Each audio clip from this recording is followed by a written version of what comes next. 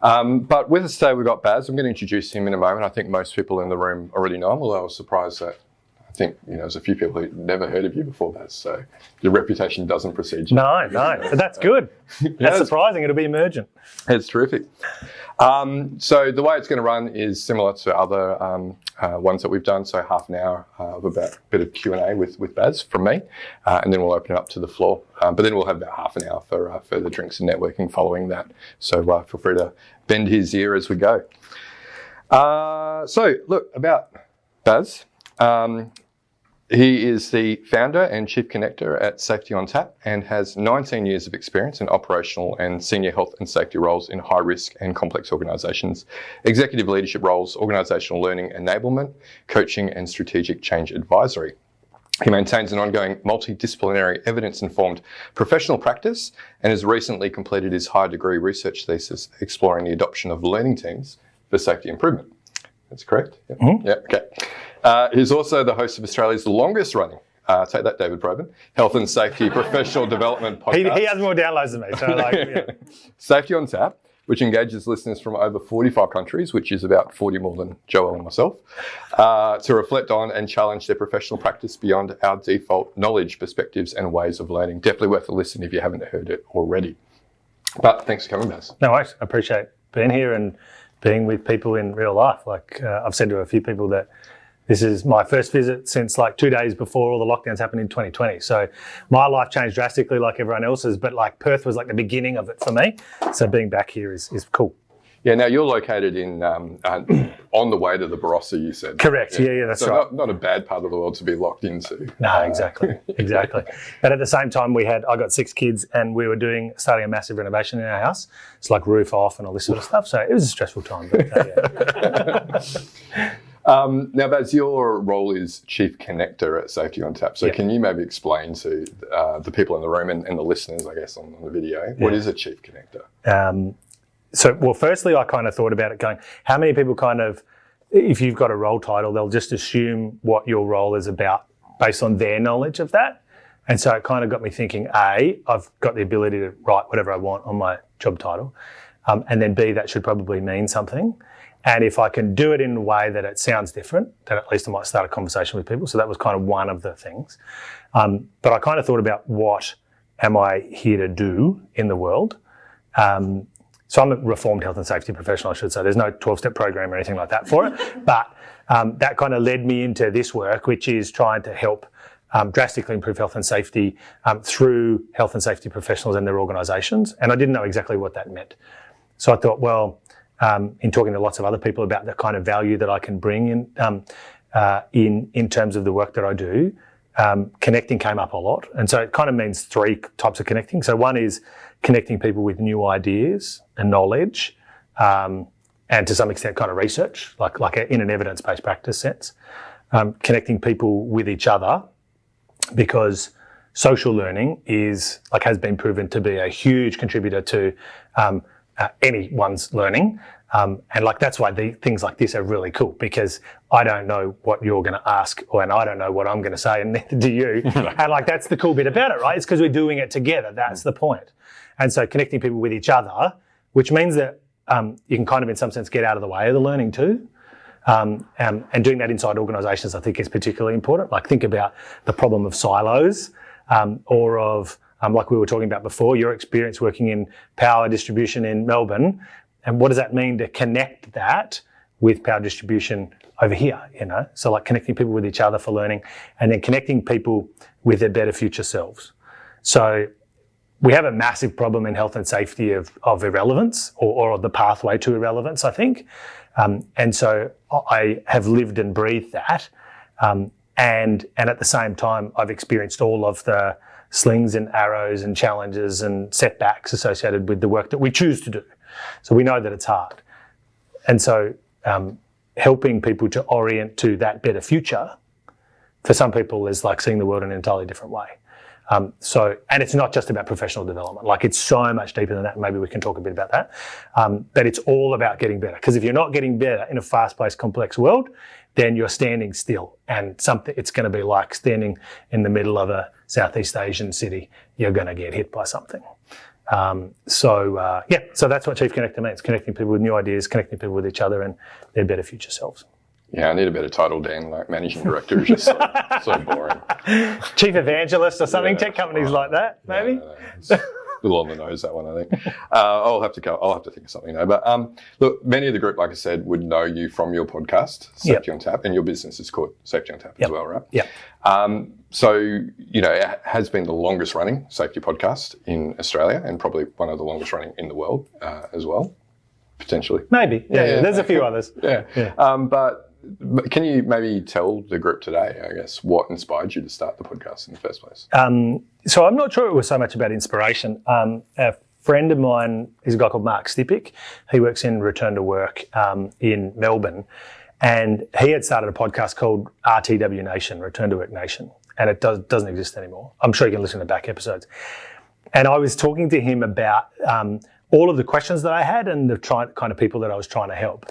And he just said to me, stop complaining and actually try and solve your own problem. So in some sense, like it might sound really lofty and cool that I'm trying to help other people, but the podcast really in the first instance was for me to try and help to think out loud and to be able to have conversations with really cool people. And then if you record that, then all the better. You can help. So instead of us having, 20 people listening to a conversation, you can have 2,000 people listening to a conversation when they're on the train or walking the dog or sitting on the toilet or whatever they want to do. Yeah. So it was really, I suppose, an experiment in my own learning process. And it's interesting, my thesis, I was supervised by Dr. Drew Ray from Griffith University. Some of you might know him. He's with Dave on the Safety at Work podcast. And Drew's really funny. He's a really unique character and sometimes he can just be really direct. And he said to me once, he goes, he said something like, I'm really not interested in lots of what you do on your podcast. But he goes, I'm really interested in the evolution of your thinking and the way that it's unfolding.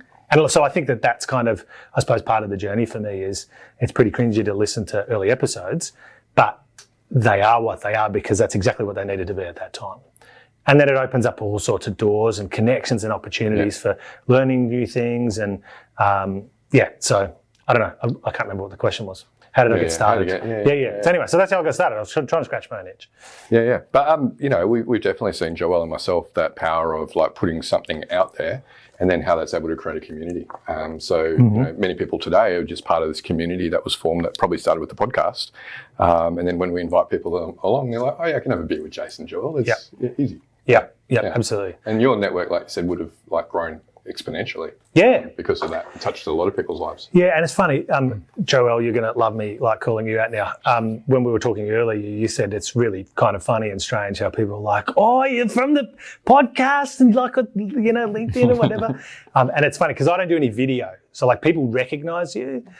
People for me only know my voice. And so the funniest thing that people say to me is they're like, it's really strange hearing that voice coming out of a head. Because usually they're like listening, walking the dog or whatever it is. So, but it does build a community. It does build a sense of cohesion and someone who, I suppose I have the privilege of being able to accompany people. Like it's a very serious privilege for people to say, I'm going to take an hour out of my day and listen to something. So I take that pretty seriously. But the cool bit about connecting people with each other is that I don't need to try and curate or control or own a community of people because I can just kind of create the conditions for you to meet you and then like there's a relationship and I get out of the way and fade. And it's funny, there's a regular, very vibrant meetup in Brisbane, which I'm happy to take some credit for in the genesis of because I would usually go to cities and do something in the kind of shape of I'm going to be at this place at this time, come along if you want to chat. And it's not about me, it's about all the other people. Because if you think about it in the sense of like, this is going to sound really nerdy, like a network theory of nodes of a network, each person is a node and then you work out how many connections there are, it goes up exponentially. So 2 people have 1 connection, 3 people have 3 connections, 4 people have 1, 2, 3, 4, 5, 6 connections. And then you get this enormous geometric shape of all these connections. And that's really cool for me to be able to start that, but not, like it's not mine, I'm not in control of it. And it's kind of really emergent, which is cool. Yeah. Now, I know you do a lot of your own content as well. You provide some coaching or some good thought pieces on the podcast, but every now and again you're lazy like Joel and myself and you just have a really intelligent guest on and they do all the content, you just ask a few questions. Yeah. So who have been some of your favourite conversations, besides myself? Whoa. What have some of your favourite conversations? I thought we were going to have a serious conversation tonight. With me, it's never serious. It's funny. Now, this might sound a bit strange. I interviewed my dad, and we did a 2-part episode because he talks as much as I do. And I, the thumbnail image, which is the image that pops up when you share it online, like on the webpage, is actually. So I would usually put up a picture, like I've got your headshot on the thing, and the picture of him is actually him. This is going to be standing on the back of a ute, holding a beer, talking to a group of people. I think he's got his hand up like this, something like that. But it's actually a painting that someone did of him of the last day that he addressed the workers at one of the council depots that he was the CEO of. And the councils were going through this merger process, as often happens in government. And what I said to Dad is, I've learned so much about leadership from him, and in some sense, him standing on that ute, talking to the people who do the work, was just so emblematic of all of the stuff that we try and talk about and engage in. And he's also really, really clear about the role of safety being this kind of vehicle, this motive force for change. That I'm like, well, how can I not talk to you? And so, that's probably one of the coolest conversations, not because I necessarily learned something new, but I got to show off share my dinner table conversations with my dad with lots of other people. So that's probably one of my favourite ones. I've got to talk to a lot of kind of famous people. And it's interesting because people will go, oh, you got to talk to so-and-so. I had a conversation just before, I won't mention who it was, with Steve talking about one person, and he mentioned this guest's name. And I said, that was a really hard conversation. Like, I don't know whether it sounded like that, but it was just really hard to get the flow in that conversation. But what it means is that people get to go, oh, well, I heard a conversation with that person that I've read the books or, bought the T-shirt or whatever it is that they do. In terms of, other guests, let me think. I like being surprised. And so I've had guests on before who, like, there's a level of, so we all know about psychological safety, right? Which is not psychosocial risk. So thanks for clarifying. Yes, I know. I have been reading your LinkedIn post. Which is the ability for people. Yeah. You can give me the money later. Which is people feeling comfortable to be able to share without fear of something happening. Like, so sometimes that's, retribution or attack or a loss of ego or whatever. So, and I think a lot of people come on the podcast and they, it's like a performance. It's performative. So they say all the right stuff and, pre-prepared questions and that can be good conversations, but I'm happy to be surprised because that's when we go into some really cool, interesting emergent stuff. And I remember Todd Conklin, when I got him on the podcast, and I said, we started talking and then he started asking me questions. And I'm like, oh, we're doing a reverse interview now. And he just said, why are we even talking about this as an interview? Like, you've got it all wrong. And so it was really, and I was quite taken aback. And I'm like, oh, okay, cool. And he goes, oh, by the way, I'm recording this too and I'll put it out on my podcast. I'm like, oh, okay, cool. So you are interviewing me. But anyway, so like being surprised, that's kind of pretty cool as well. Yeah. Yeah, cool. Yeah. Well, that's kind of like the preamble. Yeah, right. Now we should probably talk about the actual topic. Yeah, let's do that. You talk about. So it's talking about insights through coaching through messy change, which you do a bit of, right?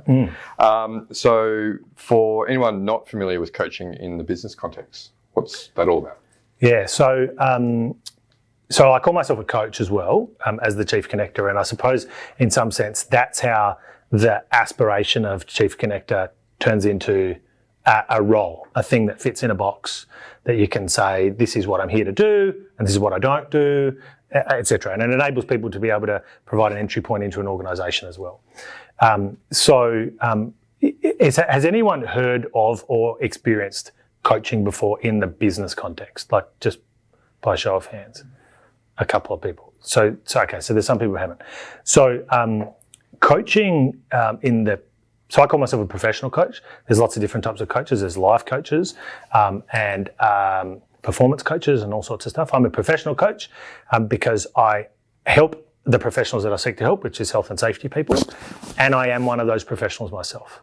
So I bring a level of contextual understanding to that job, but I'm not then going to try and impose that on people. So the metaphor is similar in many ways to sports coaching, where the coach doesn't take the field of play.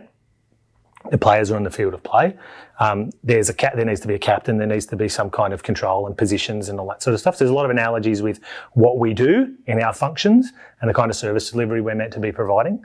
But the coach is designed to help you prepare for the game. Now, most of us work in full-time games, and sometimes for lots and lots of hours. And so coaching is a way to be able to help the team perform in the game. And again, coaching is a little bit, it's a mode of support that actually, I suppose, is one of those things that I discovered that I just wish I had when I was a younger health and safety professional. For all of the angst, like genuine anxiety and depression and uncertainty and conflict and stuff that all went along with me muddling my way through my early role. So the way that I think about coaching in the business context is really kind of in three key parts, which is getting clear on where you want to go.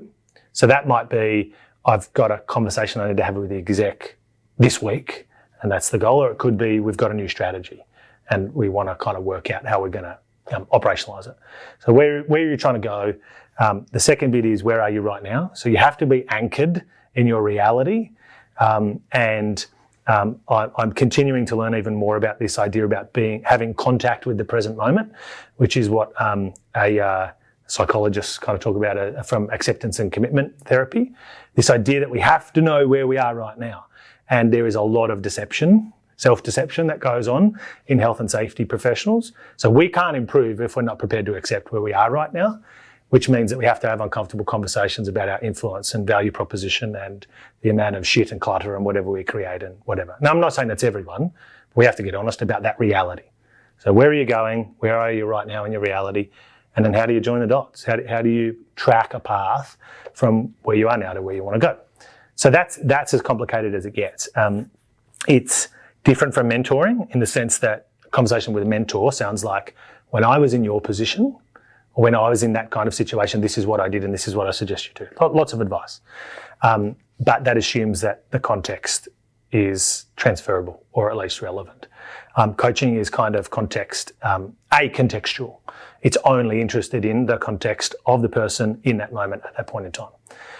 And so it's really amazing and scary and uncomfortable for people to engage in a process where they have to get clear on where they want to go and accept where they are now, and then make commitments about what they can do to actually bridge the gap between those two things. So they're kind of the moving parts of coaching. That's what it really comes down to.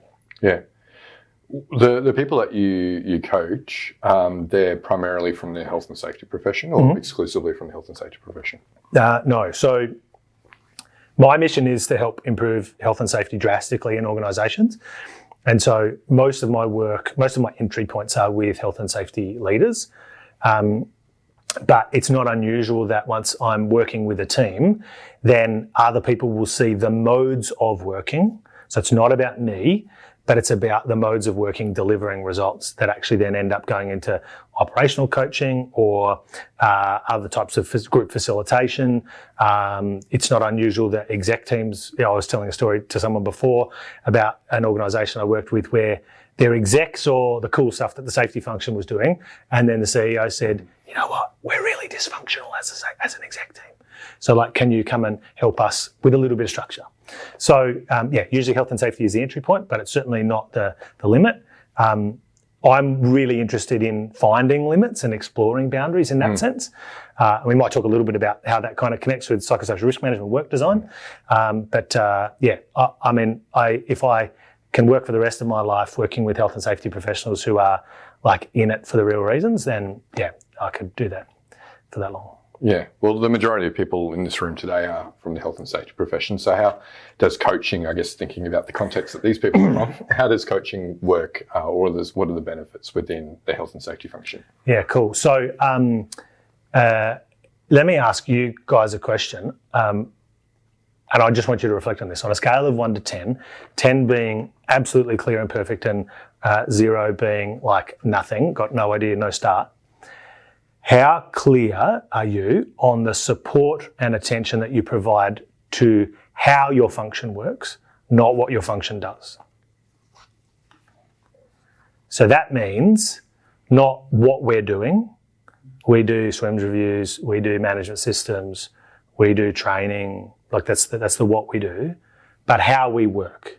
So questions like, how do we service the internal customers that we've got? How do we build capability in an organisation? How do we support change? That sort of stuff. They're all how questions. That's all about capability development. That's all about how we deploy these very expensive health and safety resources to best effect in an organisation. So that's what coaching works really, really well for. And the reason why it works well is because, like I said before, it is acontextual. It doesn't assume that we know what the problem is. It means that I am obsessed with understanding the context, and the context is like an individual person, or an individual team, or an individual construction project. That all of those things form the context for how do we work out what you're trying to do, where are you now, and how are we going to get there. And so it in many ways helps to kind of blow out of the water the traditional way that we as leaders support capability in our function, which is we'll do performance reviews and we do an annual kind of training plan or something like that. And then people set their own goals and they say, oh, well, I want to go and do a Cert 4, or I want to learn about a technical skill, or I want to do an MBA, or I want to do a Day Proven Safety Futures program, whatever it is. So we need something in a box that has a brochure. When you can actually sit down with people and say, we're going to make this 100% relevant to you in your context, that's when coaching fits. And it's only measured by the extent to which you actually get those results. So yeah, that's kind of, I suppose, the flavour of it at a high level, about how it works. Yeah. The title of today is, coaching through messy change, or insights from coaching through messy change. And I heard a few people going, well, we're going through a bit of change ourselves. So this is really relevant, right? So, I mean, I think they say now the only thing constant in this world is change. Yeah. So I guess what are some things that people need to consider, I guess, from how they operate as a health and safety professional in this new normal where, things are just changing so rapidly? Yeah, it's a good question. So I suppose what was on my mind in terms of having this conversation when we were talking about it is that, so let me ask you this, just like by show of hands. Have you ever gone, I wonder what that company does, or I wonder what happens in that industry? And you've had that thought. I'm seeing a couple of nods. Has anyone then actually gone and had that conversation with someone else from that company or from that industry, or even brought them into your company to point at them and say, well, tell me your secrets. What's going on over there? Yeah? Can you identify with that?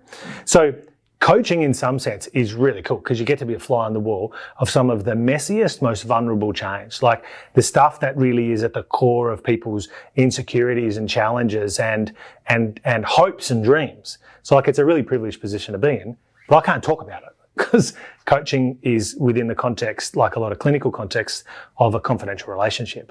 So in that sense, what I thought I would, be able to offer is some broader insights that won't identify anyone in particular. So you get to be a fly on the wall of these kinds of things. You get to kind of use me as a bit of a conduit, if you like, for that. So messy change is one of the things that often coaching gets deployed for. So think about turning points, merger, acquisition, downsizing, significant changes in shareholding or market value, depending on what your context is, reorgs, new CEO, new leadership teams, external changes in the environment like COVID or climate change, ESG stuff, market changes, etc. So like there's change all around us, and there's change that we should be leading as well. So like we are all about the game of change. And so that's where coaching again is pretty cool because it provides a bit of a structure, a bit of a container, if you like, to be able to fill it up with the context and the people that you've got and the situation, and then work out how you're going to effectively kind of deliver whatever it is that you're trying to promise. So yeah, that was kind of my logic with this, is being able to kind of dig into that if you've got, questions or provocations or challenges with that. Yeah. Well, that actually might be a good segue to maybe turning over to the audience then. Is there any messy change that you're dealing with currently, and is there anything you'd like to ask Andrew while we got him? This is where we get vulnerable. Acknowledging that it is being recorded. Yeah. So obviously, don't Hey, talk about I record with Joel on the weekly, and I have to be vulnerable with that. You can also tell Jack to cut things out, though. Yeah. Okay, cool. True. Yeah. Cool. So it is being recorded, but not streamed live. Yeah, good. So it's all good. But it's interesting, right? So again, just using that example. So when I've got a group of heads of health and safety that I coach, and when I reflected during COVID, I reflected on it going, a lot of the work I was doing changed. And then I went, hang on a second, I'm this chief connector. And I've got all these people that I coach. And I have all these conversations where I'm like, you know what? Your situation reminds me of something that happened with this person, blah, blah, blah, blah, blah. And I'm joining all these dots in my head and having all these same conversations. And I'm like, not only is that wasteful, like it's wasteful of their time, wasteful of my time, it's not leveraged. And so I then got that group together, and we're still going to this day. We started focusing on COVID. And one of the things I said in that group is it's really valuable to be able to listen into these conversations if people can't come. Are you okay to record it? And so we've got this enormous repository of this tracking of the challenges and progress and the things that people are working on. But it's always recorded. So people know that. It's Chatham House rules kind of stuff. But it's really interesting when someone says, please, can you pause the recording? Because I say that to people. Like, if the recording is that sensitive, or if you're bound by kind of agreements you make with your employer or whatever, like, we need to respect that. And then it's like, press pause. And it's like, oh, we're getting juicy now. So it does happen. So let's stick with that commitment for these people. If you want to get juicy, then we can. Yeah, just tell us to pause the recording. Yeah. We'll give the signal. I'm in the middle of messy change, and I'm quite clear with respect to vision of where we want to go. Mm-hmm. But in terms of drawing the line from point A to point B, I couldn't do that. Yeah. And if there was a line, I'm deviating from it constantly. Yeah. And kind of finding my way back to it. Have you got any examples of where you've seen people operate in a way that they can stick to that line and deliver with far more efficiency than I am at the moment? Why do you feel like that? Why is efficiency the thing? Well, I think it's the messiness. Okay. So it's there isn't, and I think the reality of the situation is there isn't a straight line to where we're going, and there needs to be a bit of experimentation along the way to find our way to where we need to be. But I'm just interested in whether you've seen examples of people doing that really well. Yeah. So just what are you hearing out of Nick's story so far? What are you picking up on? That we're all the same. This is where we start to do the social bit. They were all the same. Okay, so you're not alone. Yeah. What else? How are you going to influence that change? So negotiate or, to get to that vision collectively? Okay, so it's like positioning you as the architect or controller of the change. Yep. So that's an interesting assumption. Yeah. Okay. Yeah. What else are you hearing? I'm feeling empathy. Yeah. Okay. And don't be so hard on yourself. Yep. Because often in that space, I've been through several examples of messy change, and there's no straight arrow. So I feel a sense of empathy. Don't be too hard on yourself. Yeah. And I think just to add to that, what I feel in perhaps your situation is clear and present danger is still there. So if I feel that there are hazards present that I don't feel are managed appropriately, that gives me a sense of urgency to fix the damn problem, and I know the answer in an environment where it's messy, and I'd like it to be straighter because I feel like someone could get hurt yesterday. Someone might have been hurt yesterday, and I feel like they could be hurt today. So it's quite stressful, I think, to be in that. So I feel empathy for you. So I think this idea, two concepts I'm going to join together. One is about is there a path that we can map? And can I control that? I think that's an interesting insight. And the second bit is about this question of efficiency. Like that word just kind of like, I'm going, Well, if I'm really honest, I'm quite enjoying it.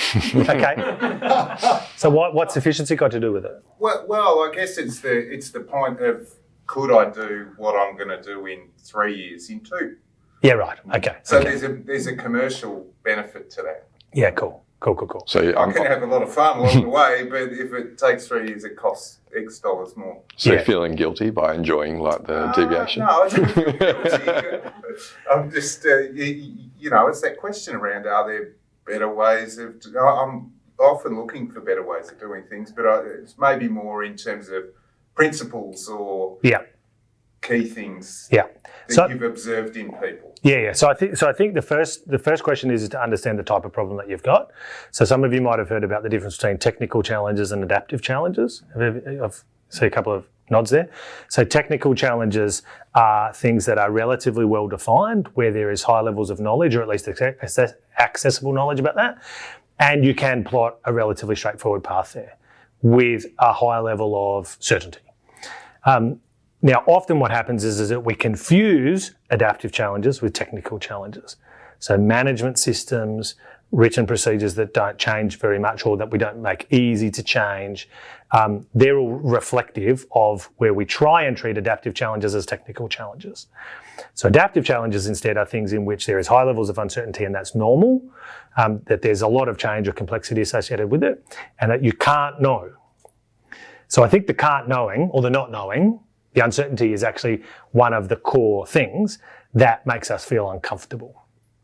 So let me ask you this question about efficiency then.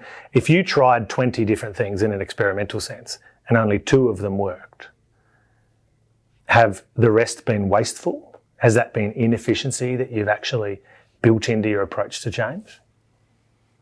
Maybe if I tried those 2 things first. Exactly. That's like saying hindsight in an incident investigation, isn't it? You just should have done X, Y, or Z. So I think this is an interesting thing. The first thing is that you have to have a way to look at the world. You have to have in your head an idea about the way that you're going to approach the change. Now, the problem is that a lot of people will go, I'm going to take a plan change model. So does anyone here have a plan change model or approach that you like or use or whatever? What are they? We use Cotters pretty much. Cotters, yeah. I use ADCAR. ADCAR, yeah. So they're the 2 most common that come up. So if you haven't heard of them before, like just Google them. They're like there's just steps to the process. If you've got relatively straightforward change, then a straightforward process is going to be one that works particularly well. If you've got adaptive challenges, you need to take a different approach. So doing experiments is actually a normal way to approach adaptive challenges, which means then you have to accept the failure rate associated with the things that you try that don't work, because those things contribute to your ability to leverage and drive the 2 things or whatever in that example that do work. So there's a bit of a framing challenge there though, because safety professionals and leaders, well, executives like people in senior positions are expected to have answers and expected to be decisive and expected to be accountable for whatever happens. And so I think that's part of the challenge is to actually say, well, we don't know. I did a podcast episode reflecting on one of these challenges that came out of all these conversations I have with people, which is called I Don't Know. So we need to say, I don't know a little bit more, but as a leader, I'm very clear about how we might be able to find out. Is that making sense so far? It does. But the framing is the key thing. So I've said to a couple of people recently that the metaphor is like this, that if, has anyone heard of Magellan, a guy called Magellan? He was an explorer. So before Columbus kind of went around the world, Magellan was this guy that got paid by the King of Spain to put together an armada of ships and to circumnavigate the globe. So the goal was get your way all the way around. Now, in the year 1499 in Spain, if you're sitting in the port and you're a trader, like a spice trader or something like that, because they're the only people who think about these things, and they wanted to get to India or Southeast Asia or whatever, if one person has a map in front of them and believes the earth is flat, then you're going to plan a very different journey to the guy who has the ship where his maps suggest the earth is round. Now, they weren't fully mapped at that time, but there was enough knowledge around the place to go you've got a 50-50 chance of running into someone in Barcelona who thought the earth was flat and the earth was round, right? Those 2 people can never, ever plan the same journey together because they see the world in entirely different ways. So in some part, that's one of the insights that came out of the research that I did on organisational learning, which will disappoint a lot of people because it didn't teach people how to do learning teams. What it did is it said the organisations that are successful at introducing organisational learning do the conceptual work up front. They work out what kind of map are people working on, and then they get aligned or change or rewrite the maps so that we've all got a common approach. So in some sense, the not knowing needs to be something that's very clearly on the map. The approach to experimentation needs to be on the map. The acceptance of failure and the commitment to learn needs to be on the map. Because if you're working with other people who expect you to be a clear, knowledgeable, decisive leader, that's not really going to set you up for success. Does that make sense? Yep. I don't know whether that's helpful or not. Yeah. As I said, I'm enjoying it. It's really, I think that distinction you made between a technical and an adaptive change is critical. Yeah.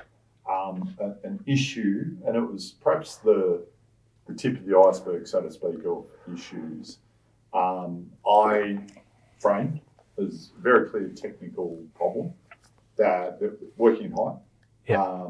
And I came with some experience that meant it was quite straightforward for me. In like an expert sense. Yeah. Yep. There's a solution to this problem. Gotcha.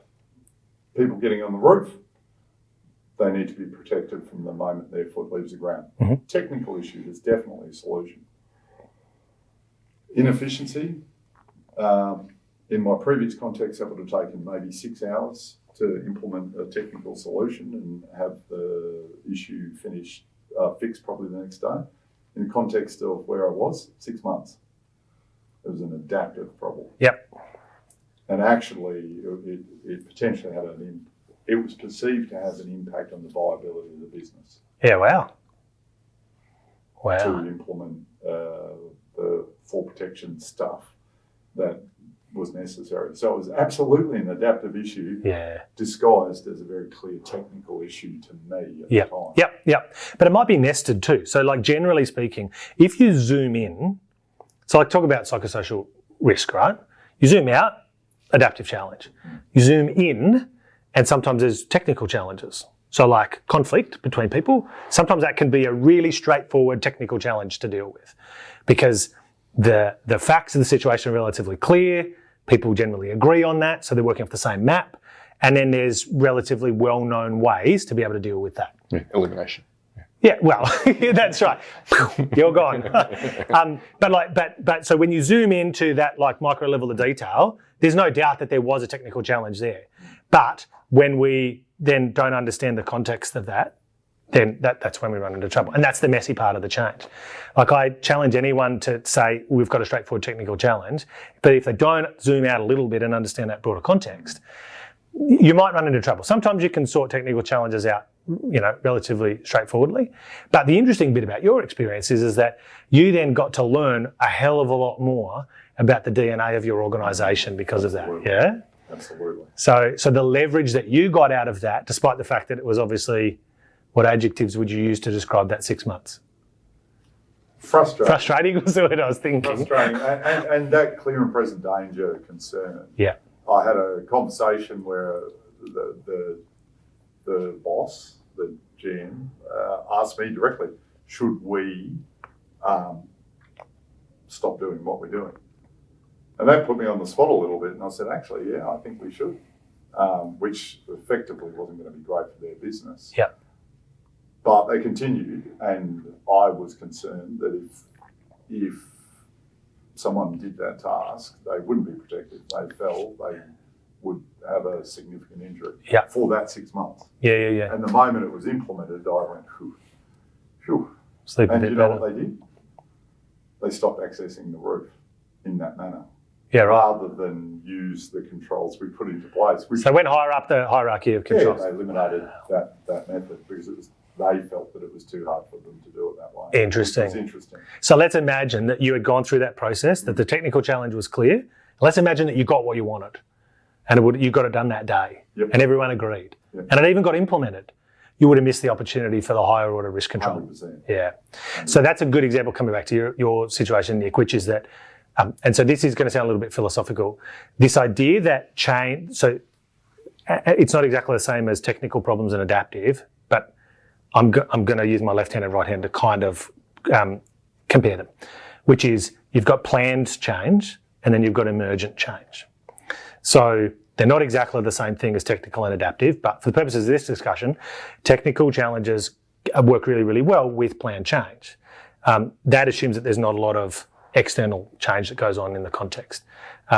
But emergent change is something that we're really uncomfortable with because we don't know the answer. And we know the direction we're going, but we don't know when we're going to get there or how long it's going to take or what we're going to need. So we kind of need to take 2 steps in order for the next 2 steps to emerge. And the boffin way to describe that is an approach to change, which is generativity. Now, that word in the context of health and safety, I've only ever seen in the context of Hudson's maturity ladder, right? And generativity is the top goal. I'm not sure that they fully theoretically understood what generativity means, but it provides enormous opportunity for organisations to let go of the need to be in control and to know all the answers. And so I think then what we can do is we can show people what happens when we let go of the need to be in control. And amazing things happen. And sometimes it goes pear-shaped too, in which case if you've got the right map in front of people, you go, well, what did we learn? Have you been able to have different kinds of conversations about due diligence or duty of care or hierarchy of controls in your organisation because of that experience? That was a business unit, and that business unit became champions of subsequent change. Yeah, right. But it wouldn't be fair to say that that was broadly shared across the rest. Okay. So we had a win in a space, Yep. and we got disciples, so to speak, or Yeah. champions, Yeah. because, Yep. which was very helpful. Yeah. But that same win was needed elsewhere. Interesting. And it's funny too, because if you think about Cotter's process of change, one of the first steps up front is to kind of get this vanguard, this group who are going to champion the change. What happened in your situation is that group of champions emerged because of the messy change that you went through where you didn't know the direction it was going to go or how it was going to unfold. So in that sense, what happens is that we become stewards, navigators, where the map isn't fully written. Hopefully I'm not extending that metaphor too far. But what it means, like Magellan did, is that we know there are some parts that just aren't plotted. And so we know the general direction we're going to go. We're going to look out for mountains and we're going to look out for storms. But like otherwise, we're just going to find out what we find out.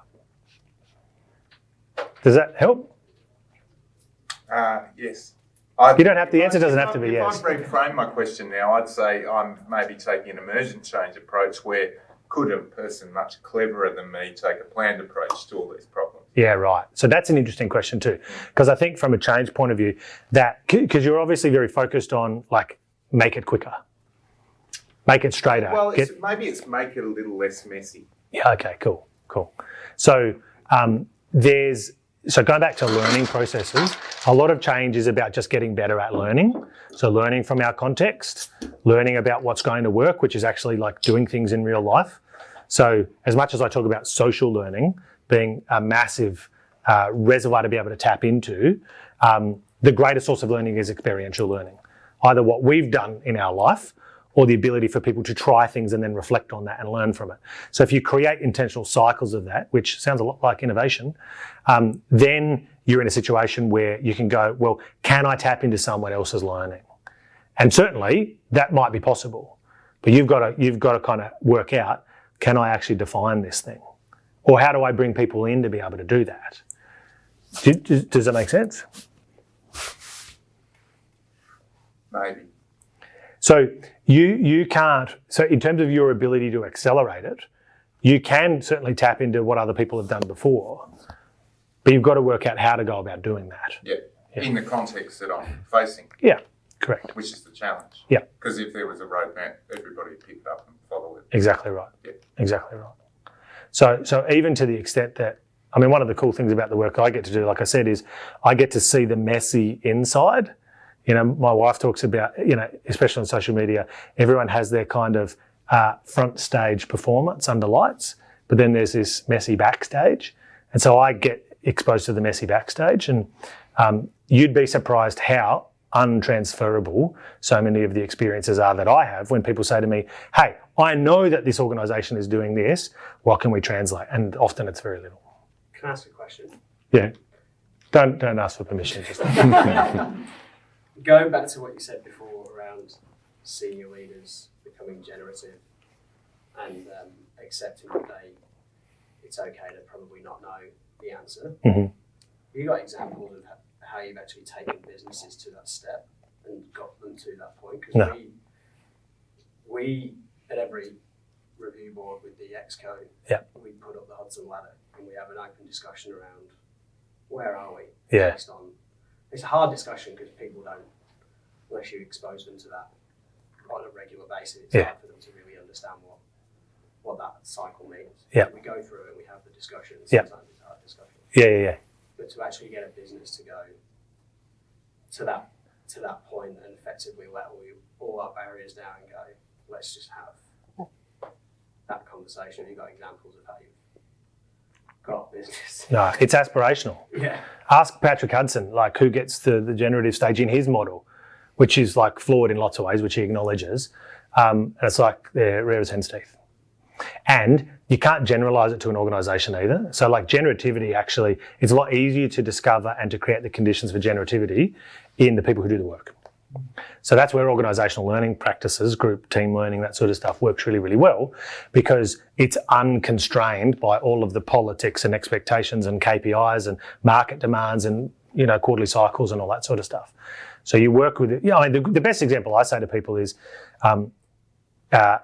you can go and do training for people to turn safety people into facilitators of learning. But you've got a very low likelihood that that's actually going to translate into proper learning. So people will come to me and I'll say, I'm happy to work with you as long as the agreed outcome that we evaluate this work on, the return on investment, is that you actually get actual facilitators doing actual learning teams. And it's interesting because I'm on the hook. So I say to them, if you don't get that, I'll give you back your money. But I say to them, you got skin in the game too. And no one's ever asked for their money back, by the way. But it's interesting because I say to them, what you've got, the biggest change challenge is going from 0 to 1. So it's like in physics, it's like the going from standing still to moving, that sense of inertia, the amount of energy required to get that initial movement is huge, disproportionate to going from 1 to 2. And so I say to people, one of the best measures of your success with this organisational learning example is I'll get you to your first one, but then pay attention to what's going to get you to your second. So a good example of that is at the beginning I say, who here has a safety process like an investigation or a consultative mechanism or whatever, that you've got people knocking on your door wanting to be part of it? And not many organisations do.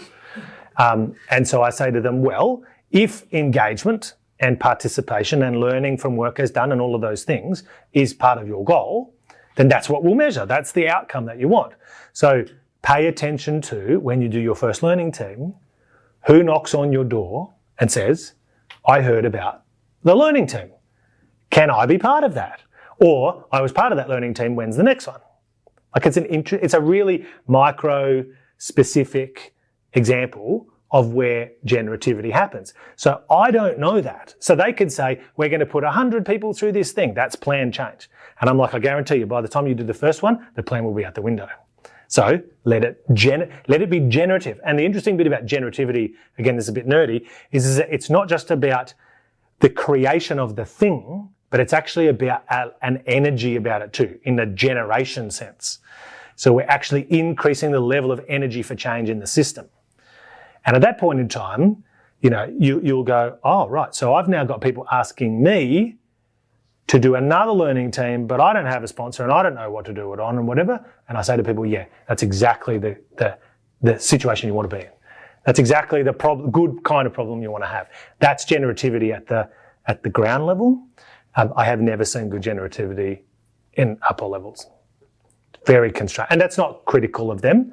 It's just that the context makes it really, really hard in a neoliberal economy like we have, in for-profit businesses especially, or government owned, where you've got accountability for public money, it's very, very difficult for them to kind of unshackle from the need to have the answers and have the plan change and deliver on that on time, even though there's heaps of evidence to suggest that it doesn't go to plan. So it's like the elephant in the room. So yeah, I don't have any good stories because they don't exist to my knowledge. But we've got to have something to work for, right? Aspiration. Yeah. But the point too is that like, what's the point of the conversation? So if you're looking for a social proof proxy, I want to point to that example, because I guarantee you, if I said a company name, you'd be like Googling tomorrow and then ask me for an introduction. I mean, I don't know what your brain was thinking. That's normal. But maybe the question is well, how do we do that here? There's probably more context around influencing change. Yeah, okay. Influencing behaviours. Yeah. That's probably Yeah. So doing it in your context is going to be the best way for you to do it. And that's the hard bit is because it's a sample of one. Yeah. Andrew? Yeah. When you're talking to companies, are they clear on what they want to change? No. No. So is that then part of, I suppose, the discovery process that you offer, so that they're clear in terms of, you know, what they want to change and maybe what's preventing that change, whether it's people, processes, or you know, like a vision? Yeah. Yeah. To enable that. Yeah. So a lot of what we do, we don't know why we do it. And so we try and make change, but we don't know why. And then we wonder why our team is confused or they're frustrated or they're not making much progress or it's inconsistent. That's a classic one with safety professionals. This business unit, that business unit, this site, that site, you know, because we're not clear. As leaders, we haven't actually given them a mandate for what kind of change do we want. So you're there to check things? Are you there to focus on critical risk? Are you there to build relationships? You know, like, take your pick. So I find often that the getting clear on the goal, again, using that coaching analogy, is often a lot of the work that I do. But once you're clear on what you need to do as a leader, it's usually relatively straightforward to execute it. So like in your context, Nick, you were talking about one of the recent announcements in your organisation. It's like, well, that change has been imposed on you. Now you've got to work out what change you do in response. That's all relatively clear. Well, I imagine it's relatively clear. Sort of. So getting clear on what you're trying to do with the change is part of the challenge, you know. And the part of the problem too is that, so have any of you heard of Maslow's hammer? If all you've got is a hammer, everything looks like a nail. That is often kind of the modus operandi that we've got. I've got a hammer. I've got a hammer. I've got a hammer. Now, I'm not saying that that's like hitting people on the head or whatever, but like if you're not clear about whether you're trying to, you know, bring two pieces of metal together which has a screw or it needs to be glued or welded or whatever, your method of fixing using a nail and a hammer. So yeah, that's often the change. But again, the cool bit about that work is that when we're so often caught in the job, you get to have a conversation with a leader about working on the job or on the strategy or on the team's capability. And change can happen really, really quickly with those kinds of insights. Yeah. Thanks. Yeah. Cool. I am conscious of time. Any final question for Andrew? And then he can bend his ear afterwards anyway. It's been quite an interactive chat, as promised. Yeah, I hope it's been helpful or somewhat interesting. Or at least entertaining, like I said to Steve before. People will often say, I enjoy your podcast. And I'm like, cool. I hope we can go a little bit more than just enjoyment. Maybe it's helpful, insightful, whatever. I'm not It's sure. right, we won't ask people what they thought. Yeah, that's right. Yeah, there is no evaluation. They came for free anyway, right? So Yeah, exactly Get right. what they're given. Exactly right. Brad. Yeah. In the past, I guess, year and a half to 2 years, did you gain a lot of insight into the, the new law developments in WA from the WA community and also psychological risk? The short answer is no. The broader answer, so two parts to that, new laws and then psychosocial risk. We probably haven't had enough time to talk about it. One of the pieces of work I'm doing at the moment is, again, thinking about how do we look at the world in a different way. So a lot of the work we do is what I call deficit-based. So what we're trying to do is to stop things from going wrong, which means that when we've stopped all the things going wrong, we have nothing to point to because it didn't happen, like you're familiar with that challenge. the data in the graph goes down to the bottom, and then we go, okay, well, what happens next? And B, there's a flaw to it, a natural flaw to it. So it's like if you say to a CFO, we need to make the business more profitable, but the only thing you can play with is cost. You take all the cost out of the business, and before the last dollar, which is like when you have nothing in the business, everything is gone. There's no people, no assets, no anything. It's really profitable, super profitable. And so instead you can flip it around and say, well, let's actually take an appreciative approach, which is what's possible here. And that's got an infinite possibility, going back to that generative change approach. So with that in mind, the psychosocial stuff, the conversations I'm having with people is how do we flip it around so that we can actually go, how do we design for better work? Now, as a concept, that's not new. Human factors, people have been talking about it for a long time at a broad level. Systems thinking, I think, is a discipline outside of ours that we need to understand more and bring in, or just safety and design stuff for like physical risk and whatnot. So I'm trying to help people reframe it, not just fix the risks, after which there won't be many. And it goes to this question about thriving and thriving in the model of that you guys talk about is that infinite possibility. How do we make work as good as possible? How do we go beyond harm and into amazing insight and retention and innovation and blah, blah, blah. Community good.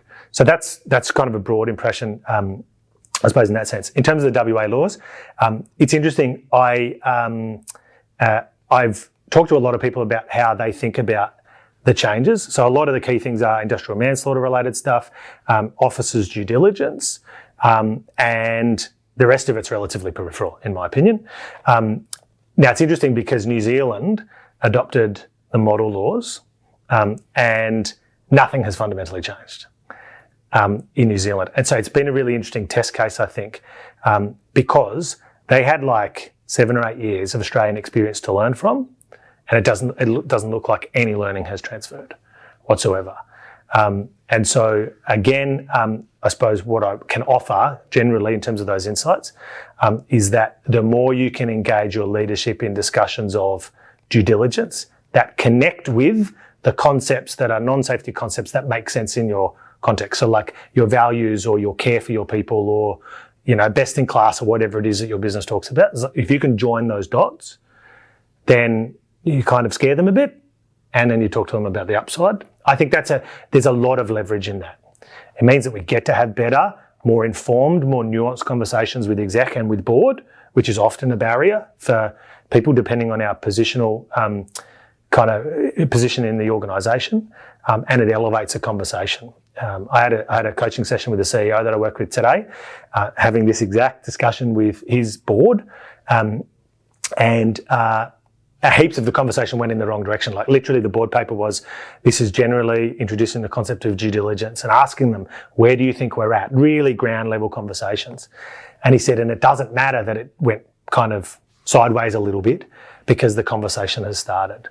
And now they're starting to engage in things like making decisions to eliminate, kind of like you guys did with the working at heights, redesigning the work at the level of influence that only exec can do or the board can do, and then you get some massive leverage. So that's, I suppose, a high level insight for you. Yeah, I think over the years we've kind of plateaued, and now that's how can we redesign what we have into something more thriving. Yeah, can't keep doing the same stuff and expect a different result. Yeah, for sure. Yeah. Cool. Awesome. Well, Andrew, on behalf of everyone, thank you so much for, first of all, making your way back out here. First time since pre-pandemic, yeah, so thanks so much. Yeah. And then sharing some really cool thoughts and from your experience. Thank you. As much as you could under confidentiality. Yeah. Well, I hope it's been helpful. And again, like, let's talk afterwards because we can get a whole lot deeper and messier. And you're here for the rest of the week? I will be, yeah. Got time for a coffee if anyone wants to. Right, I've got a little bit of time, yeah. So, yeah. Cool. That'll be good. Awesome. All right. Thanks team. So we wait at the cameras? Yeah. Let's say thanks to Andrew. Thank you.